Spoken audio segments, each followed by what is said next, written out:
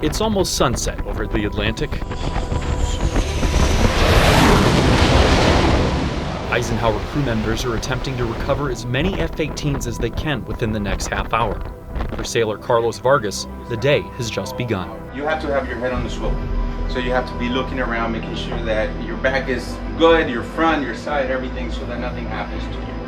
And you want to make sure that you take care of also the personnel that are with you at all times. As an aircraft handler, danger is all around him. Jet blast that could burn you alive if you get too close, propellers, rotors, and then there's foreign object damage, or FOD.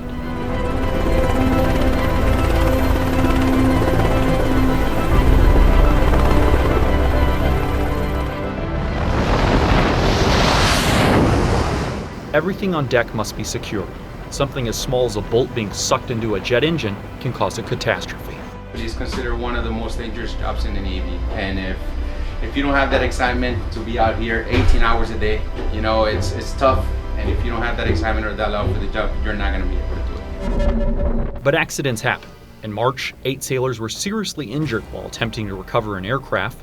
In this surveillance video, look closely and you can see an arresting cable break, recoiling towards the back of the ship. This sailor dodges the cable and serious injury by mere inches. Meanwhile, the pilots of the E-2C Hawkeye managed to save it from plunging into the Atlantic Ocean. And all of this happens in less than 10 seconds. The incident happened 2 weeks before USA Today's visit, but it was clearly still top of mind for many sailors.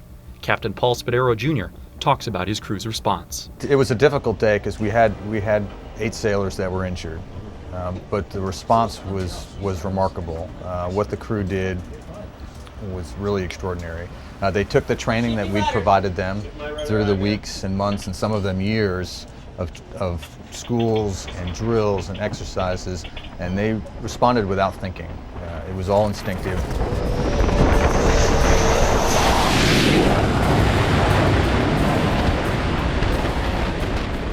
A Department of Defense investigation later revealed that 3 maintenance personnel incorrectly programmed a valve controlling pressure and energy absorption.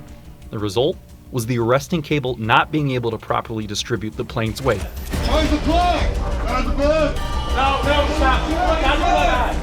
To stay sharp, crews run drills often. In this one, sailors are operating under the assumption that there's a fire on board. Sailors rehearse disaster scenarios at all hours, sometimes as early as 3 a.m. It's very dangerous, right? I mean, you know, that if a piece of equipment fails, you know, I mean, there's people standing all over the flight deck that, you know, could get really hurt, you know, seriously injured. And that's what, you know, people that I work with every day, that I see them down below, or I'll have lunch with, you know, that are out there on the flight deck. I stress about them and their safety, and you know, that's the kind of stuff that keeps you awake at night. Commander Tim Henry is Ike's mini-boss. He works closely with the air boss to ensure aircraft are launched and recovered safely.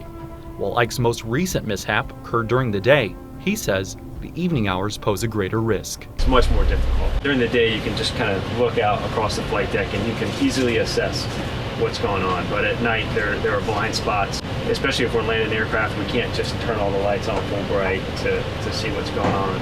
So it's more difficult. The recovery piece is just as important, making sure that we have everything in place to respond appropriately, take care of our people and take care of our equipment, and then get back to the job that we have to do. We do take risk. We just don't take any unnecessary risk.